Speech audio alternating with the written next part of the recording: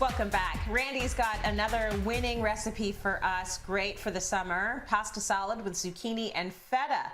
So here's what you need for this one. Of course, zucchini, some zucchini blossoms, shell pasta, feta, mint leaves, lime, extra virgin olive oil, kosher salt, and pepper. Sounds like simple, fresh ingredients that are gonna make this a flavor winner. So Randy, how do we start with this amazing fresh salad?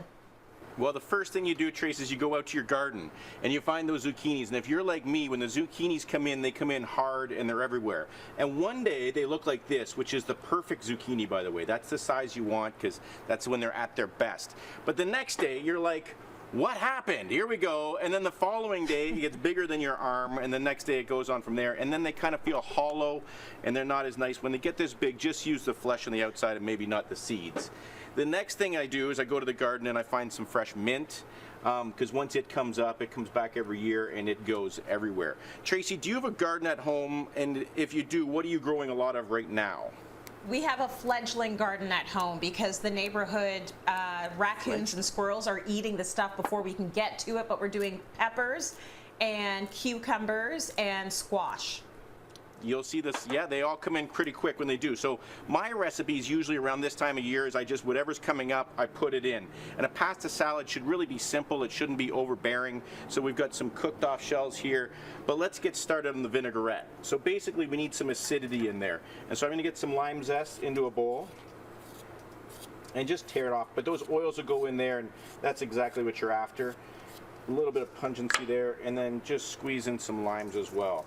And the acidity really does help. You need that in a pasta salad. There's nothing worse than a pasta salad that's just kind of oily and stuff. You need some kind of citrus there or vinegar there that's going to kind of cut that through. So once we've got that going in there, then we're going to add the olive oil. And just remember, the olive oil is like 3 times. So if you have that much citrus, you're going to go like 3 times oil. Just drizzle that in there.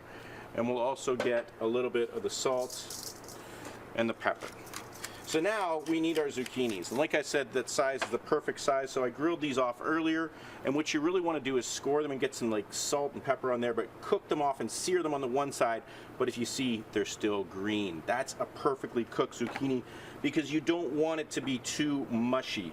And I feel like that's the common error when it comes to a zucchini, is everyone kind of like cooks it until it dies. I don't like any vegetables that are way overcooked. They're just slimy. I'm with you there, and it's like the zucchini is one of my favorite vegetables when done properly, and it's just basically a kiss. I'll actually eat them raw too, but I don't think too many people are down on that. So you just kind of put some grill marks on there and make it look like it's kind of cooked. But you can see in the cross section there, there's still lots of crunch left in it, and that's what we're after. So we're gonna pour that into here. And then I've got some mint leaves here, and I took a whack of them, but basically you're just going to take them, and I've torn them up a little bit, but by hand, you're just kind of tear them up. And now all of a sudden we got this like green kind of healthy looking thing going on, right? So next, what's your favorite pasta going on a pasta salad, Trace? You're about to say macaroni, and that's my favorite. But I like penne. I like shell. I like shell pasta.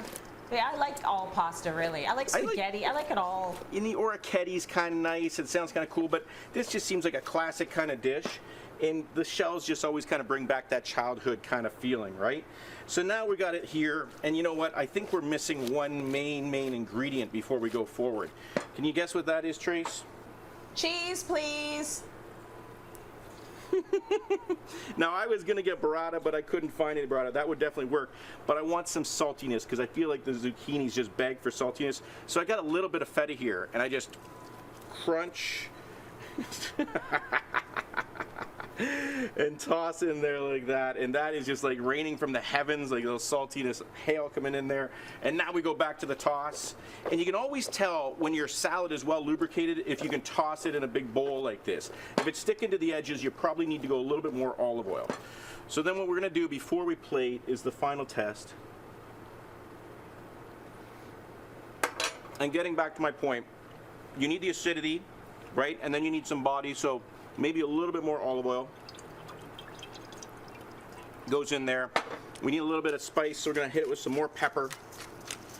But we want simple flavors. So we got the saltiness of the feta, the salt, the pepper, the mint's kind of busting through. The zucchini's not too much of an overload.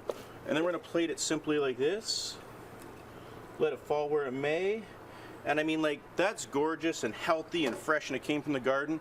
But don't forget the blossoms. So those zucchini blossoms are 100% edible. These are delicious. They're kind of a delicacy. And all of a sudden, people are going to think like you're this like crazy gourmet because you're putting zucchini blossoms in their pasta. They want to dive in there and try one of those. But at the end of the day, Tracy, you know what it does? It looks good. Check that out. And I mean, the perfect thing if you're having a nice al fresco dinner or lunch. It's light, it's fresh.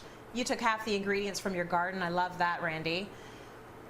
We will let people know that you can go to cityline.tv for this recipe and all of Randy's recipes, actually. All of the chefs on Cityline. We keep all of the recipes there so you can go back and check again and again.